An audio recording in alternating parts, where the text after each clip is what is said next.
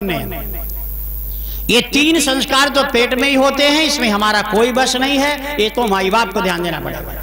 माता पिता ने तीन चीजें केवल ध्यान दे दें अगर, तो जन्म लेने के बाद फिर बाकी संस्कार सरल होंगे महाराज। और ये संस्कार अगर ठीक से कर दीजिए तो लोग कहते हैं ना कि संगत में बच्चा बिगड़ जाता है। अरे कूड़े में ले जा करके डाल दो, हीरा बन के निकलेगा हीरा, कहीं से कोई परेशानी नहीं। इसलिए संस्कार, मेरे ठाकुर जी कहते हैं 16 संस्कारों में, 16 कलाओं में पहली कला है संस्कार। फिर इसके बाद जब लज्जत पैदा होता है तो जात कर्म सबसे पहले करो। जो हो गया सो हो गया, जो होने वाला है, जो आने वाला मेहमान है, उसके लिए तो कर ही सकते हो आप। इसलिए कथा को सुना रहा हूं, आने वाले मेहमान की सुरक्षा के लिए। आप तो कितना सुन रहे हो, अच्छे सुन रहे हो, लेकिन जो आने वाले हैं वो लाइन में हैं। आप क्या समझते हो कि अचानक पति पत्नी मिलती हो बच्चा आ जाता है? ये तरंग है, एक दूसरी दुनिया है। ये अतिरिक्त आत्माएं भटक रही हैं, कहीं पेड़ों की डालियों में, नदी के किनारे, जहां तहां भटक रही हैं। और कभी आपको अनुभव हुआ है, कभी ऐसे आप बैठे हैं और ऐसे बैठे बैठे कभी ऐसे हो जाता है, शरीर रोम रोम ऐसे हो जाता, होता है कि नहीं? ये क्यों हुआ? अगर ऐसे होने में डर गए तो कोई बुरी आत्मा आपको टक्कर मार गई, पागल मैं तड़प रहा हूं, मुझे जन्म दिला, नहीं अभी आकर फिर मारूंगा। अगर ऐसा करने में आनंद आ गया तो कोई अच्छी आत्मा आकर कह गई कि मेरा उद्धार कर दो, तुमने विवाह किया है, हम तुम्हारी पत्नी के गर्भ से इस दुनिया में आना चाहते हैं। जीवन इतना ही नहीं है जितना आप देख रहे हैं आंखों से। ये चमड़ों की आंखों से चमड़े की ही दुनिया देखी जा सकती है, लेकिन चमड़ों की दुनिया से अलग भी कोई दुनिया है, दिव्य दुनिया, उसे देखना है कि चमड़ों की आंखों से नहीं, भीतर की दिव्य आंखें खोलिए और दिव्य आंखों से परमात्मा का दर्शन करिए, तब तो जीवन समझ में आए। और ये भागवत की दिव्य चीजों को हम बड़े कोशिश करते हैं, यद्यपि समय कम होता है। श्रीमद् भागवत को करने के लिए 5 घंटे 7 दिन 35 घंटे में 18,000 श्लोक। कोई अगर दावा करे कि मैंने कर दिया तो गलत, मैं तो नहीं कर सकता। इसलिए संक्षेप और विस्तार कहीं ना कहीं होता ही है। हाँ, ये जरूर दावा मैं कर सकता हूं, पाठ की मेरी गारंटी है कि 18,000 श्लोकों का पाठ होता है। इसलिए 3 संस्कार तो पेट में हो गए, सुन लीजिए, गर्भाधान, पुंसवन, सीमंतोन्नयन। और बचपन के 6 संस्कार। पैदा होने के बाद तुरंत जातकर्म, 11 दिन के बाद नामकरण, 27 दिन के बाद निष्क्रमण, 5 महीने के बाद अन्नप्राशन, सम विषम वर्षों को ध्यान में रखते हुए चूड़ाकर मुंडन, और फिर कर्णवेद कान। ये बचपन के संस्कार है, इसमें बड़ा राज भरा है। इन संस्कारों को आजकल हम लोग सब कह देते हैं, सब ऐसे ही है, कह दो। एक दिन समय आएगा, सारी दुनिया की बड़ी बड़ी टेक्नोलॉजी फेल हो जाएगी, सारा विज्ञान ध्वस्त हो जाएगा, तब बड़े बड़े वैज्ञानिक कहेंगे भैया वो करो जो ऋषियों ने किया है, तब भागवत का पन्ना पलटेंगे सारे वैज्ञानिक। देखिए, कथा यहीं से शुरू हुई है और यहीं पर समापन होगी। याद रखिएगा, नंगे हम थे कभी इस दुनिया में और आगे फिर नंगे ही हो जाएंगे। ये नग्न युग था इस दुनिया में कभी, वही फिर आएगा। ये बीच का जो ये सब है, यही तो सारा खेला है प्रभु का। इसलिए ये संस्कार, जात कर्म कब करना चाहिए? पिता जब पहली बार गोदी में ले, तो मैंने आपको बताया है कई बार कथा में, शहद जेब में लगाओ। सुने हैं? जो लोग सुने होंगे, नहीं सुनने वालों को बता दीजिएगा, एक ही चीज को बार बार क्यों बताया। पैदा होने के बाद, सुने हैं ना, पैदा होने के बाद पिता जब पहली बार गोदी में ले बच्चे को, भाई एक ही बार तो करना है, 2 मिनट का खेला है। शहद, मधु, ये अंगुली डाल करके उसके जीभ में लिखो ओम, और उसके बाद दाहिने कान में बोलो ज्ञानी बनो। दूसरी बार फिर लेकर के लिखो ओम, और बाएं कान में कहो 100 साल जियो मेरे लाल। बस इतने तो कहना है। अच्छी बुद्धिमान, अच्छी बुद्धि और लंबी उम्र की गारंटी हो गई 2 मिनट के अंदर। क्या गया आपका इसमें? क्या गया? क्या लाखों पूजा पाठ पद्धति हुई, किसको पंडित को बुलाना पड़ा, गया क्या? लेकिन बच्चे का भविष्य बन गया। इसलिए हम ये कहते हैं कि बेटा बेटियों के भविष्य को बिगाड़ता है माई बाप। इसलिए संभलिए, आगे आने वाली दुनिया को सुंदर दुनिया बनाइए। और कुंडली दिखाने से, कुंडली ठीक करने से कुछ नहीं होता है। कुंडलिनी ठीक करिए। कुंडली से ज्यादा ताकत कुंडलिनी में है, और कुंडलिनी संस्कारों से अच्छी बनती है, कुंडलिनी हृदय से ठीक बनती है। प्रेम से बोलो कृष्णचंद्र भगवान की। इसलिए दूसरा संस्कार है नाम। नाम कब रखो?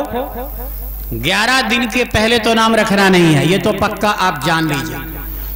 जन्म के बाद 11 दिन के भीतर जिस बच्चे के नाम, जिस बेटी के नाम रखे जाते हैं, वो कुंडली में कैसा भी ग्रह नक्षत्र हो, वह उसकी बुद्धि अच्छी कभी नहीं हो सकती है।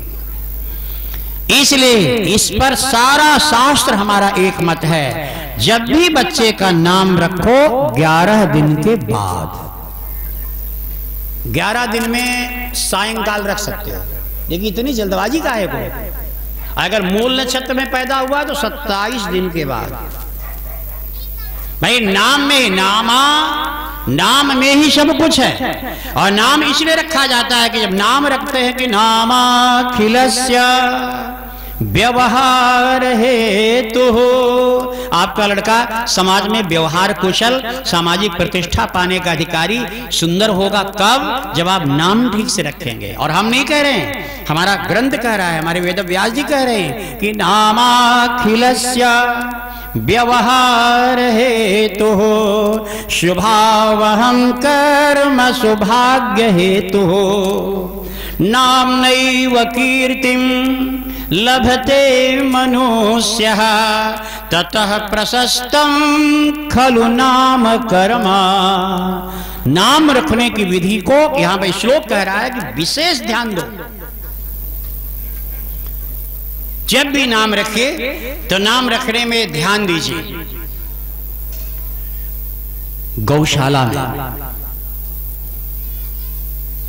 अगर गौशाला ना हो तो गाय के गोबर से लीप करके उसके बीच में बैठ करके बच्चे का नाम रखो। अगर गोबर, अब तो गौशाला खत्म हो रही हैं, गाय रखना ही खत्म हो रहा है, कुछ दिन बाद गोबरों नहीं मिलेगा। ये दुर्भाग्य है। हमको याद है कि जब मेरी शादी हुई थी, थोड़ा थोड़ा याद है कि लोग आए थे तो पूछते थे अगल बगल लोगों से कि कितनी गाय हैं इनके घर में, कितने बैल हैं। मेरे गाय और बैल के बल पर धन की गुणवत्ता आंकी जाती थी। कितना धनवान है ये परिवार, ये गायों से पता चलता था। आज गाय ही नहीं घर में, सारी गौ लावारिस हो रही है। और वह गाय इतनी गली गली इतनी भागवत हो रही है। और वह भागवत, जिस भागवत का मुख्य विषय है कि बैकुंठ छोड़ करके मेरा कन्हैया खाली गाय चराने के लिए वृंदावन आया था। त्रिलोकीनाथ 11 वर्ष नंगे पांव इस धरती पर गाय चराने के लिए आया। आज वह गाय स्वच्छंद लावारिस घूम रही। यह दुर्भाग्य है। याद रखिए, गौ का संबंध इंद्रियों से है, गौ का संबंध चरित्र से है। जिस देश में गौ सम्मान पाएंगी उस देश का चरित्र अच्छा होगा, और जिस देश में गौ का अपमान होगा उस देश में चरित्रहीन लोग पैदा होंगे। लौट करके हमें आना वहीं पड़ेगा, लेकिन तब बहुत देर हो चुकी होगी। इसलिए अगर भागवत को अपने जीवन में उतारना चाहते हैं तो गौओं का अपमान ठीक नहीं। अब सारी दुनिया का तो ठेका नहीं ले सकते, कम से कम अपने दरवाजे की 1-2 गौ का तो ठेका ले लो, इतना तो ले लो आप। और अगर इतना भी आप नहीं ले सकते तो कम से कम जो लेना चाहता है तो उसको उत्साह तो करो, उसको भी उपहास तो मत करो। हमको याद है एक बार एक महात्मा बूढ़े थे, किसी ने पूछा महाराज हनुमान चालीसा कितना पाठ करना चाहिए? बोले 108 करो। बड़े शांत थे, बिना पढ़े लिखे थे। कहा अगर 108 का समय ना हो तो बोले 50 कर लो। बोले उतना भी समय ना, बोले 21 कर लो। बोले अगर उसमें भी समय ना मिले, बोले 11 पाठ कर लो। बोले महाराज काम बहुत करते हैं हम, अगर उतना भी समय ना मिले तो? बोले 1 पाठ कर लो। तो अंत में कहा कि अगर उतना भी समय न मिले, तो हंस करके कहे अगर उतना भी समय नहीं मिलता है तो इतना कर लो। बोले महाराज फल मिले ये बताइए, फल मिले हनुमान चालीसा का, लेकिन समय नहीं हमको 1 पाठ करने का भी। उस महात्मा ने कहा अगर फल लेना चाहते हो तो ठीक है, 1 भी पाठ नहीं कर सकते हो, लेकिन हनुमान चालीसा का पाठ करने वाले का उपहास मत करना कभी जीवन में, हंसी मत उड़ाना, विघ्न मत डालना, तो भी तुमको फल मिल जाएगा। और आजकल जो व्यक्ति नहीं करता धर्म और दूसरे को भी सोचता इसको भी अधार्मिक बना, इसलिए इससे तो कम से कम धर्म के कई रूप होते हैं, धर्म के एक ही रूप नहीं होते। नाम करते हुए याद रखिए गौशाला हो या तो फिर गाय का सम्मेलन करके रखो, ये हमारी पद्धति है, इसको जीवन में अपनाना चाहिए। और निष्क्रमण, तीसरा संस्कार बचपन का। निष्क्रमण माने बच्चा पहली बार जब सूरज की रोशनी में आता है उसको कहते हैं निष्क्रमण। या तो कभी भी निकाल देते हैं बिना सोचे, कोई जानता ही नहीं कि कब निकालना चाहिए। सूरज की पहली रोशनी पड़े, वो जब भी पड़े उसको निष्क्रमण कहते हैं। और उस समय जब भीतर से निकाले सूरज की रोशनी के लिए बच्चे को, छोटे नन्हे बच्चे को, तो माँ का कर्तव्य है या पिता जो भी निकाले तो सबसे पहले बच्चे का माथा दरवाजे की देहली पर ऐसे रखवा दे। दरवाजे की देहली, देहली समझते हैं ना, चौखट, माथा रखवा दे, ये देहली है। जब देहली पे माथा रखाता है तो कहती है, देहली कहती है, सुनाई दे चाहे ना दे आपको, वो देहली कहती है मेरा नाम देहली, जाओ तुमने सूरज की किरण देखने के पहले मुझे माथा टेके हो तो मैं अपने नाम का गुण तुम्हें दूंगी, मेरा नाम देहली है। जीवन में जान अनजान में छोटी बड़ी गलती तेरे देह से अगर होगी तो तेरे देह का सारा पाप मैं लील जाऊंगी, खत्म कर दूंगी। मेरा नाम देहली, देहली देहल्याम न स्पृशेत पादौ, इसलिए देहली में कभी पैर नहीं रखना चाहिए। देह के पापों को निष्पाप बनाने की ताकत अगर घर में कहीं है तो देहली में। ये हमारे ऋषियों का विज्ञान है और इस विज्ञान का अनुभव करके उसका लाभ हमें भी लेना चाहिए। पहली बार जब सूरज को निकाले तो देहली में माथा टेका। बच्चा देखो कितनी प्रतिभावान रहता है, वो तो बच्चा है अभी, उसका तो भविष्य हमें आपको बनाना है। और फिर अन्नप्राशन, अन्नप्राशन करिए। अन्नप्राशन भी कैसे करना है हमेशा ध्यान दीजिए। अब इसमें भी थोड़ी गलती हो जाती है, लेकिन वो गलती मैं नहीं कहूंगा, क्योंकि जिस नक्षत्र में बच्चा जन्म लिया है तो वह नक्षत्र निश्चित करता है कि किधर मुंह करके उसको प्रथम ग्रास खिलाया जाए। पूरब हो कि अग्निकोण हो कि दक्षिण हो कि वायव्य हो कि उत्तर हो कि ईशान कोण हो, कौन कौन हो, ये निश्चित होता है। हम लोग से पूछते हैं लोग ना कि महाराज किस दिशा में करके खिलाए, हमने कहा नक्षत्र बताओ, तो नक्षत्र निश्चित करता है। ठीक है, नक्षत्र अगर नहीं भी पता है आपको तो एक कोना ऐसा होता है जो कोना सभी दिशाओं के नक्षत्र का नेतृत्व करता है, और वह कोना है ईशान, पूरब और उत्तर का कोना, उधर मुंह करके खिलाओ। अन्नप्राशन, जैसा अन्न वैसा मन, शुरुआत वहीं से करो। फिर चूड़ाकरण, मुंडन, ये भी होना चाहिए।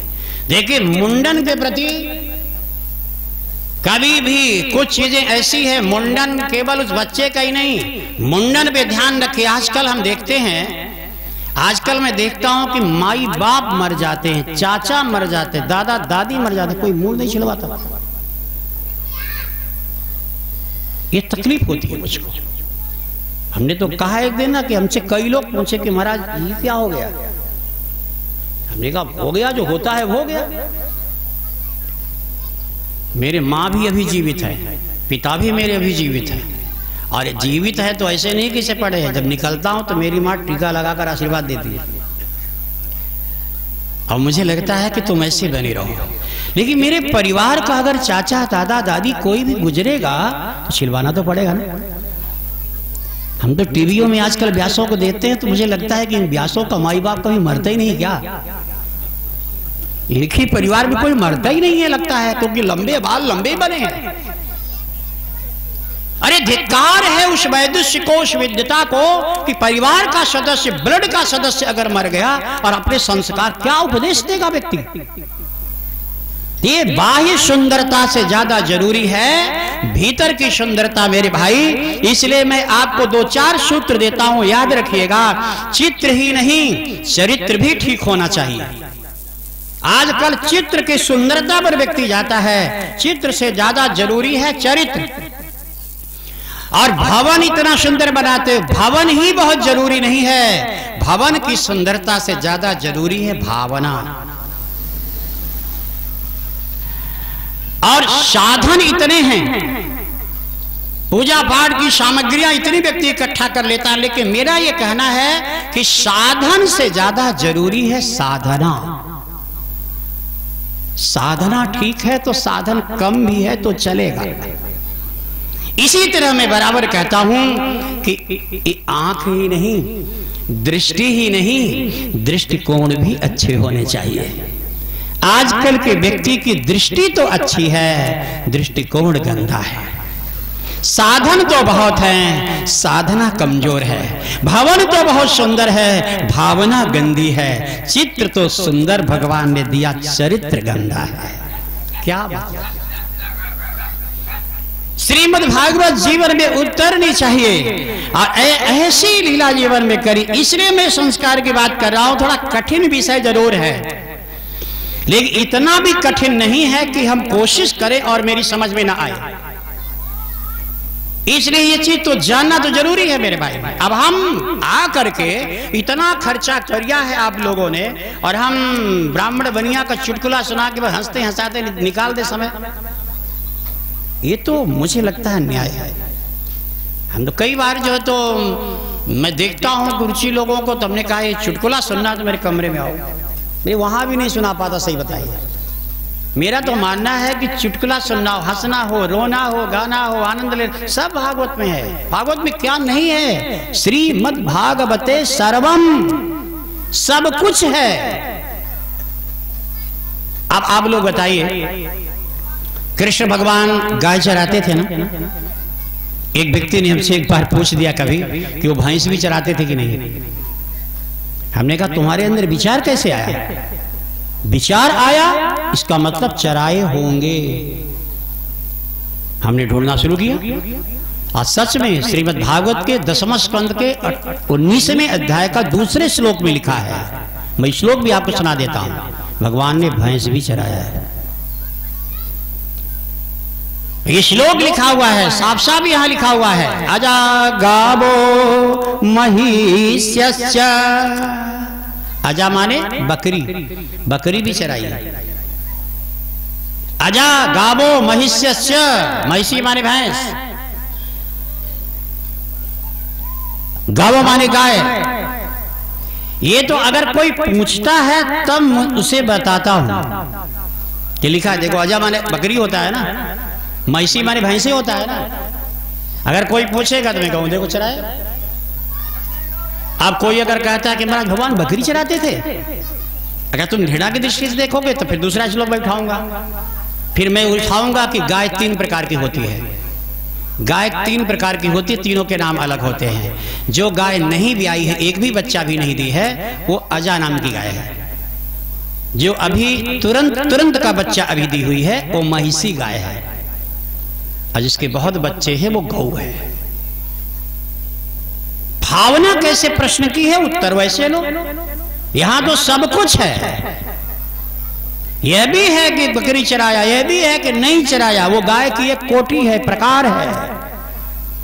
श्रीमद् भागवत विद्वानों की परीक्षा का स्थल है। यहां आकर के सारे प्रश्न समाप्त हो जाते हैं। इसीलिए राजा परीक्षित के जीवन में इतने प्रश्न थे कि सुखदेव जी को 7 दिन लग गया। ध्यान दीजिएगा, कथा किसका नाम है? सुखदेव जी से प्रश्न किया कि 7वें दिन मरने वाले को मोक्ष कैसे मिले। बोले अगर एक ही प्रश्न है तो अभी तुरंत बता के मोक्ष दे दो, अगर और प्रश्न हो तो पहले बैठ जाओ। परीक्षित ने कहा बहुत प्रश्न है, तो पहले बैठो। 7 दिन लग गया प्रश्न का उत्तर देने में। भाई कथा कितने दिन चलेगी ये तो आपके प्रश्न पर निर्भर करेगा। राजा परीक्षित के इतने ही प्रश्न थे कि 7 दिन में समाधान हो गया। कोई जरूरी नहीं कि आपके प्रश्न इतने हो सकता है आपका प्रश्न सैकड़ों साल में भी पूरा ना हो, तो सारी जिंदगी कथा सुनो। इसलिए मैं आपसे कहता हूं अगर प्रश्न आप करो किसी से, कहीं भी करो, तो एक अच्छे गुरु का कर्तव्य है कि गुरु सुखदेव जी जैसा होना चाहिए। गुरु को कहना चाहिए कि प्रश्न का उत्तर चाहिए या माने प्रश्न के उत्तर की प्राप्ति चाहिए तुम्हें, या प्रश्न की ही समाप्ति चाहिए। माने तुम्हारे प्रश्न का हम उत्तर दे दें ये चाहते हो कि जिंदगी में प्रश्न ही कभी ना उठे, सारे प्रश्नों को ही खत्म कर दूं ये चाहते हो? तो दोनों में कौन अच्छा है? प्रश्न अच्छी बात नहीं है। शरीर में जब तक प्रश्न है तो हलचल है, धड़कन तेज है। शरीर में जब तक प्रश्न है तो बेचैनी है। ये जानने की जरूरत नहीं। आपके दरवाजे में कोई मेहमान आया हो, रात में 2-3 बार उठो, इस कर्मठ सोया है, 2 मिनट बाद उधर कर्मठ हो गया, बार बार कर्मठ बदल रहा है, समझ लेना ये बेचैन है, इसके अंदर बहुत प्रश्न है। जिसके अंदर प्रश्न ही नहीं होता है वो एक कर्मठ सोएगा और उसी कर्मठ में सवेरा हो जाएगा, क्योंकि बेचैनी है ही नहीं। इसलिए जीवन में प्रश्न अच्छी बात नहीं होती है। राजा परीक्षित को बेचैन करने वाले इतने प्रश्न थे। कितने प्रश्न थे भागवत में? कितने प्रश्न हैं? राजा परीक्षित ने 84 प्रश्न किया है और 84 प्रश्नों के उत्तर देने में सुखदेव जी को 7 दिन लग गए। आज जिस दिन सुखदेव जी ने प्रयास करके राजा परीक्षित के सारे प्रश्न खत्म कर दिए, जिस दिन सारा प्रश्न खत्म हुआ राजा परीक्षित का, उस दिन राजा परीक्षित का विमान आ गया। आप लोगों का और हमारा भी विमान तब तक नहीं आएगा जब तक प्रश्न है, क्योंकि प्रश्न है तो उत्तर नहीं मिलेगा। प्रश्न समाप्त हो जाए तो जिंदगी खुद उत्तर ही उत्तर बन जाएगी, और उत्तर में सब कुछ भरा है।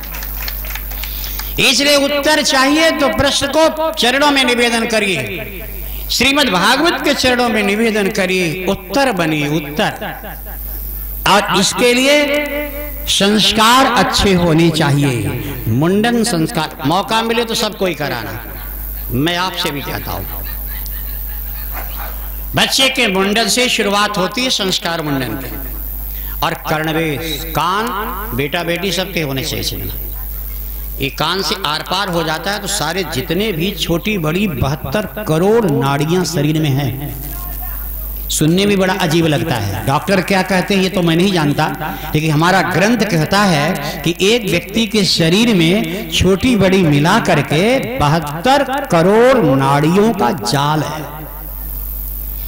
और इन 72 करोड़ नाड़ियों को एक साथ बाहर की प्रकृति पहुंच जाती है अगर कान में आर पार छेद हो, जबकि यहां हड्डी नहीं होती, लेकिन यहां आर पार छेद से यहीं से कान के भीतर दोनों भीतर जाकर के 72 करोड़ नाड़ियों के जाल को झनझना देती है और एक बार फिल्टर हो जाता है। जय जय सीताराम। आनंद का अनुभव करना चाहिए। ये तो बचपन के 6 हैं। अब यहीं से ये 9 संस्कार हो गए, 6 बचपन के और 3 गर्भ के, 9। अब 3 संस्कार पढ़ाई लिखाई से जुड़े हैं, जिसमें पहले संस्कार का नाम है उपनयन। वैसे तो जनेऊ पहनने को कहते हैं उपनयन, जनेऊ सबको पहनना चाहिए, ये जान लीजिए सबको, लेकिन विधियां सबकी अलग अलग है। ब्राह्मण क्षत्रिय शूद्र वैश्य स्त्री सबको पहननी चाहिए, लेकिन विधि अलग है। और विधि के खिलाफ भी कोई पहन रहा है आजकल, वो गलत है। ब्राह्मण क्षत्रिय वैश्य तक तो विधिवत मंत्रोच्चार के साथ धागा, और शूद्र और स्त्रियों को बिना मंत्र के केवल गले में ही पहनना चाहिए, जिन्हें कान में चढ़ाने की जरूरत नहीं है, और वो है गले का धागा। धागा पहनो, सोने की पहनो, चांदी की पहनो, गले गले की जो कंठी है ये स्त्रियों का और शूद्रों का जनेऊ है। इसे पहनने के लिए मंत्र नहीं, कान में चढ़ाने की जरूरत नहीं, लेकिन ब्राह्मण क्षत्रिय वैश्य तक अनिवार्य किया है। और इसमें भी कहा है कि अगर नहीं पहन सकते तो आपके गांव में कोई ब्राह्मण अगर नहीं पहनता तो हाथ जोड़कर कहो आप ब्राह्मण, आप पहनो ना। अगर आपके गांव का हर ब्राह्मण अगर जनेऊ पहनता है, तिलक लगाता है, तो उसके जनेऊ पहनने का पुण्य पूरे गांव को प्राप्त होगा निसंदेह। इसलिए ब्राह्मण ठीक तो सब ठीक, सभी पहने तो अच्छा है। और दूसरा संस्कार है वेदारंभ। माने वेदारंभ माने पढ़ाई के लिए पहले दिन स्कूल जाना। मैं बड़ी हिम्मत जुटा करके कोशिश करिए 16 संस्कारों की चर्चा यहां पर कर रहा हूं। ये जरूरी है इसलिए कर रहा हूं। फिर इसके बाद मैं आगे बढ़ता हूं और इसीलिए हमने अपने यजमानों को यहाँ मना लिया। हमको मनाना पड़ता है। अब मारवाड़ियों के यहाँ जाते हैं तो मानते नहीं, तो हमने कहा ठीक है कर लो, लेकिन देहातों में मना लेते हैं कि वो मटकी टांगा हुआ फिर वहाँ मक्कर के तोड़ना, तो किसी के ऊपर गिरेगा, जमीन पे गिरेगा, पैर में लगे, ये न करो यार। उसकी जगह कथा सुन लो, और करना ही है तो घर में रखना भगवान के सामने मटके में, अब भोग लगा करके सारा परिवार खा लेना। ये अगर करना है तो हम तो कहते हैं कि 7 दिन की जगह 2 दिन कथा और बढ़ा लो, और 2 दिन में खाली वो वही करो जो कथा के बीच में करते हो। क्योंकि दोनों नहीं, रंगमंच अलग है, शब्द मंच अलग है। शब्द मंच है ये, रंगमंच नहीं है। और फिर भी अगर अच्छा लगता है करे तो उसको भी धन्यवाद मैं देता हूं। अनेक रंगों की वाटिका में हर कलर का फूल खिले, हर कलर का आनंद लो। कहीं किसी की निंदा प्रस्तुति स्तुति नहीं होनी चाहिए। ये मेरी सुंदर वाटिका है, हर तरह का सब कुछ अच्छा है। इसलिए वेदारंभ का विषय ध्यान दीजिएगा। पहली बार बच्चा जब पढ़ाई के लिए स्कूल जाता है तो वो संस्कार क्या है? पहली बात तो ये कि प्रथम दिन की यात्रा रविवार के दिन होनी चाहिए। जो अब स्थिति बड़ी बिगड़ गई, शास्त्र के विपरीत हमारा ये कल्चर चल रहा है। ग्रंथ कहता है प्रथम, क्योंकि सूर्य ही विद्या के मालिक है और सूर्य भगवान का आदेश है कि रविवार के दिन प्रथम विद्यालय। और यहां रविवार को बंदी रहती स्कूल की, कहां से जाएंगे? लेकिन नहीं रहते हैं तो कम से कम एक काम तो कर सकते हैं आप। अगर सोमवार के दिन जाना है तो रविवार के दिन आप करें। माँ का कर्तव्य है कि पूरब की तरफ मुंह करके और बच्चे को खड़ा कर दे, छोटे को, और 64 फूल जितने रंग बिरंगे मिल जाए अपने आंचल में माँ ऐसे ले करके, और बच्चे के सर के ऊपर से बच्चे के आगे जैसे सूर्य को अर्घ दिया जाता है वैसे सर के ऊपर से अर्घ दे दे, और अर्घ देकर पूरा गिरा दे, और फिर बच्चे का हाथ पकड़ करके कहे कि बेटा इसको लांघ जाओ। फिर उन पुष्पों को कुचले बिना लांघ जाए। अगर संभावना है छोटा बच्चा को चलने की तो उठाकर माँ अपने ही लांघ जाए। उस समय सूर्य भगवान कहते हैं विद्वान बनाऊंगा। हनुमान को जो विद्या मैंने दी है कोशिश करूंगा उस तरह का हनुमान बनाऊंगा। हनुमान बनाऊंगा माने, हनुमान माने क्या? हनुमान माने बंदर नहीं। हनुमान का शब्द का अर्थ है संयम। हनुमान माने ब्रह्मचर्य। कई लोग सोचते हैं ये बंदर हनुमान है। हनुमान माने ब्रह्मचर्य। ब्रह्मचर्य को ही हनुमान कहा जाता है, संयम को ही हनुमान कहा जाता है। और हनुमान को कौन अपनाता है? मर्यादा पुरुषोत्तम भगवान श्री राम ने ही अपनाया है। मर्यादा ही अपनाती है चरित्र को। और इसके बाद अध्ययन करने के बाद संस्कार है समावर्तन। समावर्तन का मतलब विवाह करने का विचार। पढ़ाई पूरी माने एक तरह से फाइनल डिग्री अगर मिल गई है तो वही समावर्तन। फिर इसके बाद 3 संस्कार है। पहला विवाह, वानप्रस्थ और सन्यास। ये 15 हो गए। और 16वां संस्कार है अग्नि संस्कार। विवाह संस्कार तो सभी लोग जानते हैं।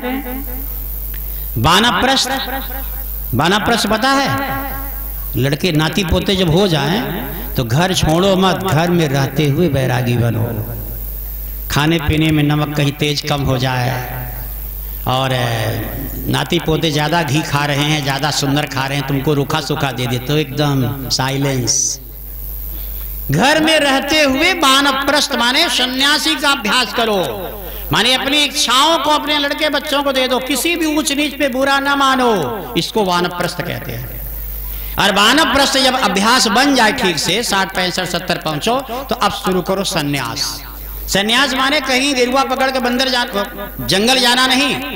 सन्यास माने सम माने सम्यक, अच्छी तरह। न्यास माने इंद्रियों को कंट्रोल। अब इंद्रियों की इच्छाएं खत्म कर दो। ये सन्यास घर में रह करके भी सन्यासी बना जा सकता है, घर में रहकर वानप्रस्थी बना जा सकता है। और इतना के बाद 16वां संस्कार तो आपको सोच लो आपके बस का खेल नहीं है, वो तो मरने के बाद चिता में लड़के बच्चे देंगे। जय जय सीताराम, वो 16वां है।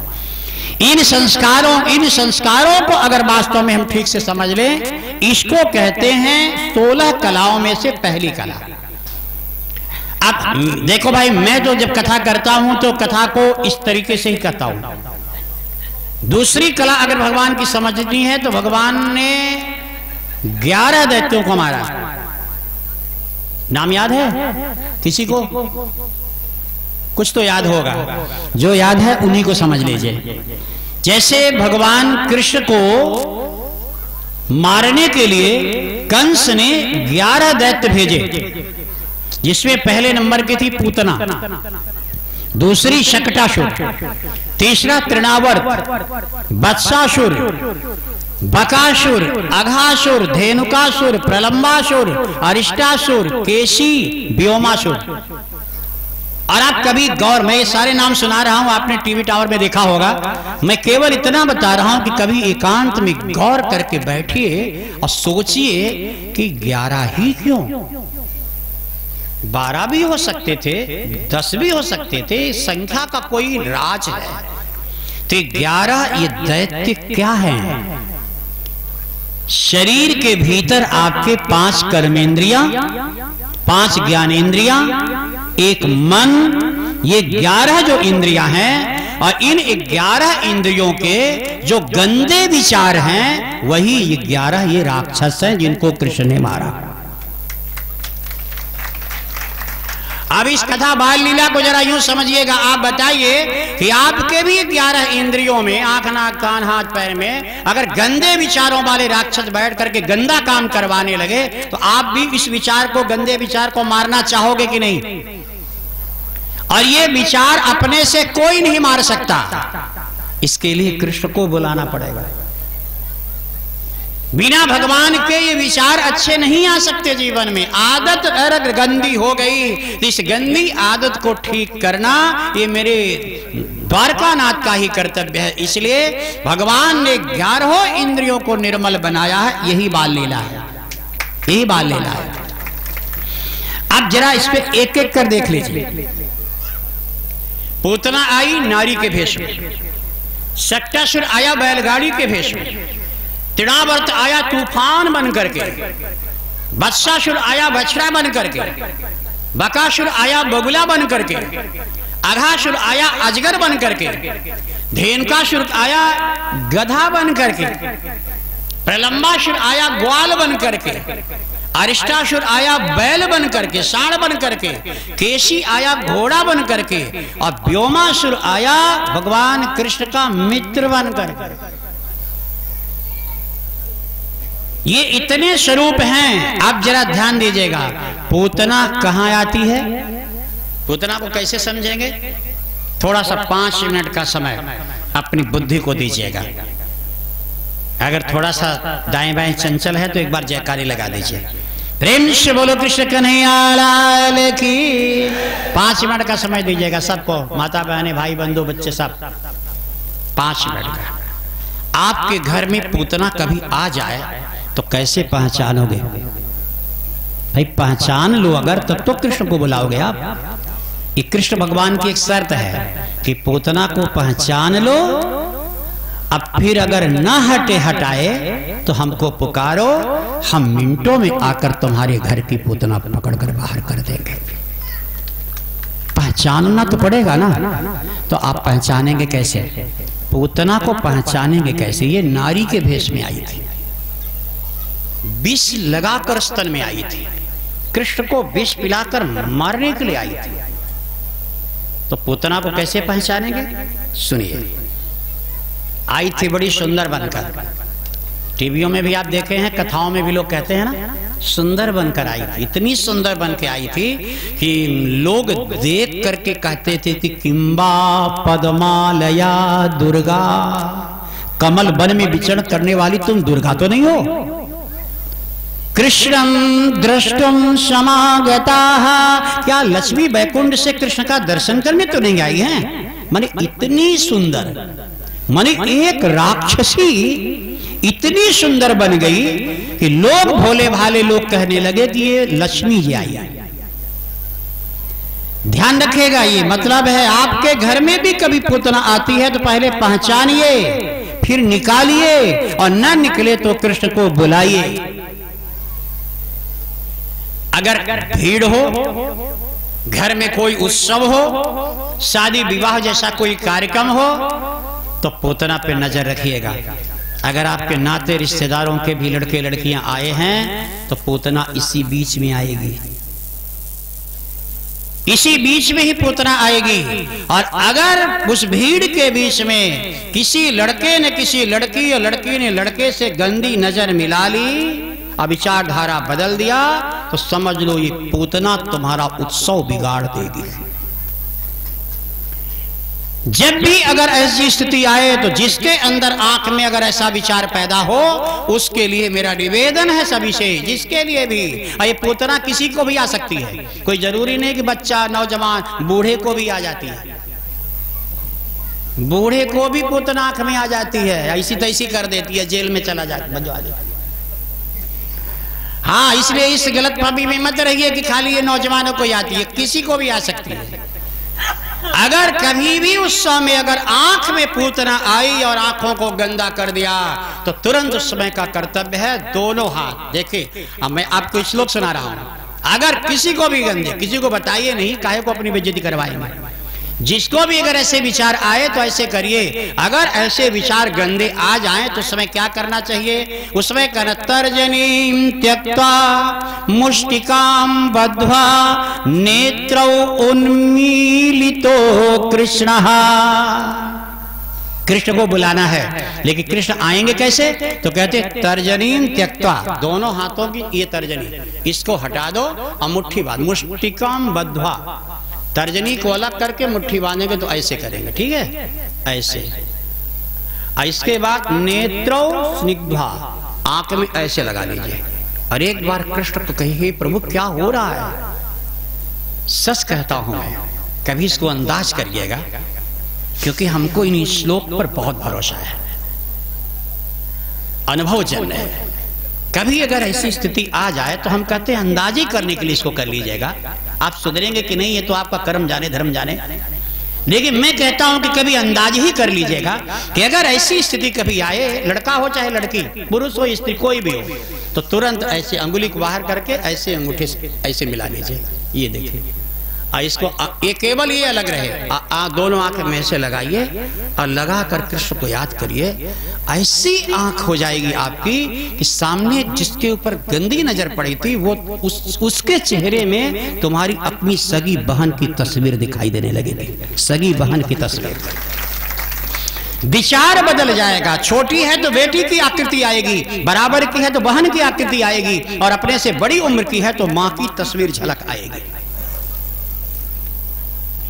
ये पूतना की कथा यह संदेश देती है। ये पूतना का कहानी ऐसे मत सुनिए, आई विष लगाई मारी चली गई, भगवान ने मार दिया, इसके चक्कर में मत रहिए। अरे नंद के गोकुल की पूतना कृष्ण ने मारा, आपकी पूतना कौन मारेगा? कथा तो ये चल रही है, आपको सुना रहा हूं आपकी पूतना मारने के लिए, अपनी पूतना मारने के लिए। उस समय जो था सो था, अब तो पूतना बदल गई। इसलिए किसी के घर में भी पूतना आए, घर में, घर कहां है आपका?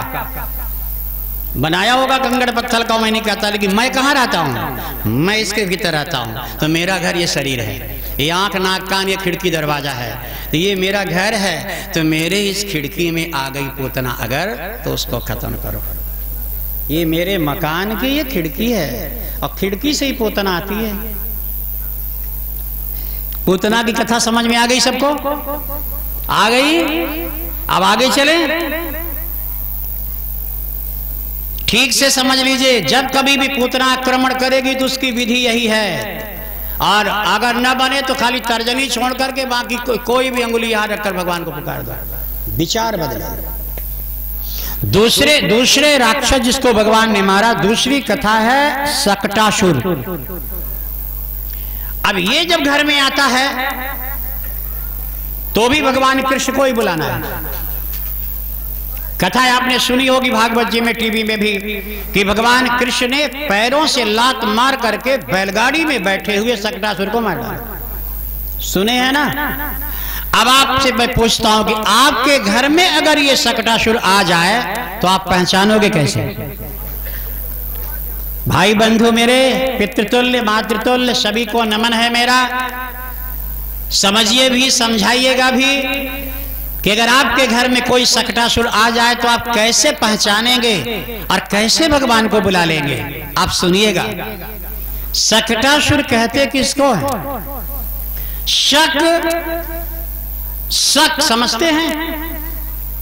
मैंने एक भाई दूसरे भाई पे शक करता है, पिता पुत्र पे शक करता है, पत्नी पति पे, पति पत्नी पे शक करता है। ये शक के चलते सारी गृहस्थी बर्बाद हो जाती है। शक के कारण ही पत्नी भाग जाती है, और शक अगर डेरा डाल लिया घर में तो सारा सुख चैन बिगड़ जाता है। इसी शक का नाम है सकटासुर। किसके किसके घर में है? नहीं भाग रहा है तो कृष्ण को बुलाइए। विधि अपनानी पड़ेगी कि मेरे भगवान हर लीलाओं में विधि से आते हैं, मनमानी नहीं आते। तो अगर आपके घर में भी सकटासुर है, कोई किसी पे शक कर रहा, शक तो होता ही है, ये जान लीजिए आप। सकटासुर को भगवान ने मारा था पैरों से। बैलगाड़ी में सकटासुर नाम का दैत्य बैठा, भगवान उसी के नीचे लेटे हुए थे, छोटे से नन्हे से पैर उठाया, लात मारी, उलट गई बैलगाड़ी। इस कथा का मतलब क्या समझते हो? पैर से ही मारा मतलब अगर शक घर में हो गया हो तो भगवान का चरणोदक पूरे परिवार को पिलाओ, पूरे परिवार को पिलाओ। भगवान का चरण धो करके चरणोदक का छिड़काव करो पूरे घर में, सबको शरीर पर भी छिड़काव करो, जल उसका पान भी कराओ। अगर एक दिन भी अगर श्रद्धा के साथ पूरा परिवार अगर भगवान नारायण के, कृष्ण के, किसी भी देवता के, किसी भी इष्ट देवता के अगर चरणोदक ले लिया तो सकटासुर शक खत्म हो जाएगा। जब शक अगर ना रहे तो घर कितना सुंदर होगा बताओ? नहीं तो शक ही होगा। वो तो पत्नी पहले से बैठी रहेगी, कहां से आए हो, इतनी देर काहे को हो गई, रास्ते में चोट भी लग गई, जाम भी, भीड़ भी, तो रोज तुम्हारा जामे लगा रहता है 2 घंटा, कहां गए थे बताओ? और बेचारा परेशान हो जाएगा। सवाल ये शक का खेला है। शक अगर ना हो तो 2-4 घंटे भी देर हो जाए तो कोई फर्क नहीं पड़ता है। ये सकटासुर ठीक नहीं है भैया, इसलिए भगवान कृष्ण ये लीला कर रहे हैं कि सब कोई अपने अपने सकटासुर को मारो, और ये मरेगा केवल भगवान के चरणोदक से। इसलिए समय समय पर चरणोदक लेते रहा करिए। अब तीसरे असुर को भगवान ने मारा जिसका नाम है तृणावर्त। ये तूफान बनकर आता है और उड़ा ले जाता है। तृणावर्त कब आता है घर में? ये तो ज्यादातर तो पैसे वालों के यहाँ ही आता है, ये आप जान लीजिए। भाई भगवान की कृपा होती है तो लक्ष्मी जी आ जाती है घर में, तो लक्ष्मी जी आए तो अच्छी बात है। नहीं, कभी कभी गरीबों के घर आता है, ऐसी बात नहीं है। ये मत सोचिएगा कि पैसे वालों, गरीबों के यहाँ आता है। ये कहाँ कहाँ आता है? जो जैसे पैसे के घमंड में चूर हो, शरीर की सुंदरता के घमंड में चूर हो, उसी के यहां आक्रमण करता। सीधा साधा इंसान के यहां नहीं, भोला भाला व्यक्ति के पास नहीं आता कभी, इसकी आदत है तो आता उसी के यहां। जैसे इतना पैसा हो गया हो, इतना रुपया हो गया हो कि अगल बगल वाले को तृण जैसा समझे। तृण माने तिनका, माने तृण के समान दूसरे को समझकर अवहेलना करे, तिनके जैसा समझे तो तृण के समान समझकर अहंकारी जीव को यहां तृणावर्त नाम का दैत्य आता है। इसका नाम ही है तृणावर्त। तो इसलिए ईश्वर अगर कृपा करके धन दौलत दे तो कोशिश करो कि इस दौलत के बल पर किसी का अपमान न हो, क्योंकि तृणावर्त सब उड़ा ले जाएगा। इतनी तेज हवा आती है कि उसी में सब तुम्हारी हमारी कमाई चली जाएगी। रूप का भी कभी अहंकार मत करिए, रूप की सुंदरता के अभिमान में कभी ऐसा कदम मत उठाइए जो अनैतिक हो, नहीं तृणावर्त आएगा सब उठा ले जाएगा। कैसे उठा ले जाएगा? अचानक है कि उधर से गाड़ी इधर से गाड़ी, दोनों टकराई, सब कुछ खत्म, उड़ गया। उड़ा कि नहीं? करोड़ों रुपया है। तो तृणावर्त को करना ही क्या है? अहंकार को, तृणावर्त को क्या करना है? इकलौता बेटा है, थोड़ा सा दर्द उठा, गया हॉस्पिटल, यहां से अमेरिका तक सब कुछ साफ, बच गया तो गरीब बनकर आएगा, नहीं बचा तो दुनिया से चला जाएगा। तृणावर्त चुटकी बजाते उठा ले जाता है। कभी भी अहंकार मत करिए, न द्रव्य का अहंकार करिए, न रूप का अहंकार करिए, न तो बाल बच्चों के सौंदर्य और आनंद का अहंकार मत करो। मेरे भगवान कृष्ण जो ये बाल लीला करें, इनको शौक नहीं है और अचानक नहीं हुआ है। बैकुंठ छोड़ करके मेरा जगदाधार जगत नियंता आकर छोटी छोटी लीलाएं कर रहा है, क्योंकि ग्वालों को समझाना है ना, तो वेद वेदांत समझेंगे नहीं, वेद पुराण की भाषा समझेंगे नहीं, व्याकरण समझेंगे नहीं, तो छोटी छोटी कथाओं से समझा रहे हैं। ऐसा करो तृणावर्त जाएगा, ऐसा करो सट्टासुर जाएगा। कहानियों से लक्ष्य भगवान का इतना ही है, तो तृणावर्त से बचिए। चौथे असुर का नाम है वत्सासुर। वत्सासुर घर में कब आता है और नुकसान क्या पहुंचाता है? जाएगा कैसे? आप इस पर भी नजर रखना है। वत्स माने क्या होता है? थोड़ी सी सुन के जानते हैं। वत्स माने बच्चा, वत्स माने बच्चा। तो ये वत्सासुर कब आता है? ये वत्सासुर का असर क्या है जरा देखो। छोटे छोटे बच्चे अचानक खाना पीना छोड़ देते हैं, डर जाते हैं, सूखने लगते हैं, कमजोर होने लगते हैं, सूखा रोग होने लगता है। ये वत्सासुर की निशानी है। छोटे छोटे बच्चे भुलक्कड़ हो जाते हैं, स्मरण शक्ति कमजोर हो जाती है, ये वत्सासुर की निशानी है। कभी भी याद रखिएगा, बच्चों में आश्चर्यजनक जब घटनाएं होने लगती है, जिसको भूत प्रेत बाधा लोग कहते हैं, झाड़ फूक कराने के लिए जाते हैं, ये वत्सासुर की निशानी है। अरे वत्सासुर मेरे यहां ना आए, इसके लिए क्या करना? आता क्यों है, कब, ये जानिए, और ना आए कभी, ये जानिए। ये दोनों चीज जानना जरूरी, तब तो ये लीला भगवान की समझ में आएगी। तो वत्सासुर, वत्स माने बच्चा, वत्सासुर आता कब है? परिवार में हो या पड़ोस में हो, किसी दूसरे के सुंदर बच्चे को देख करके किसी के अंदर अगर जलन पैदा होती है, ईर्ष्या होती है, तो उस घर में वत्सासुर नाम का असुर आता है। किसी बगल वाले के घर के बच्चों की तरक्की को देख करके अगर ईर्ष्या होती है, तो तुम्हारे घर वत्सासुर आता है।